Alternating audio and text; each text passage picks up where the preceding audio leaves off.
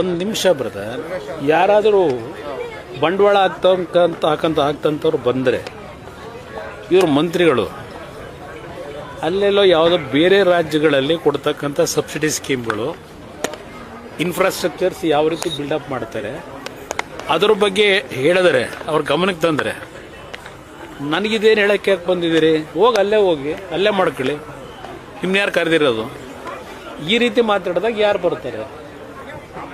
ಇದು ಇರತಕ್ಕಂಥ ಸಮಸ್ಯೆ ಮೂಲ ಅಲ್ಲಿ.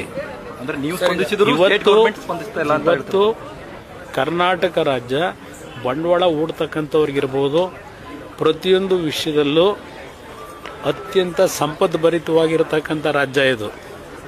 ಇಂಥ ರಾಜ್ಯದಲ್ಲೂ ಇವತ್ತು 136 ಸ್ಥಾನವೋ 140 ಸ್ಥಾನವೋ ಇರತಕ್ಕಂಥ ಈ ಕಾಂಗ್ರೆಸ್ ಸರ್ಕಾರ ಬಹುಶಃ ಕಳೆದ 2 ವರ್ಷದ ಅವಧಿ, ಈಗೆಲ್ಲ ನಾವು ಬಂದಾಗ RSS ಅಂತಾರೆ. ಈಗ RSSನ ಬಗ್ಗೆ ಚರ್ಚೆ ಮಾಡೋ ಸಮಯವೇ ಇದು ಈ ಸರ್ಕಾರಕ್ಕೆ ಕೇಳ್ತೀನಿ ನಾನು.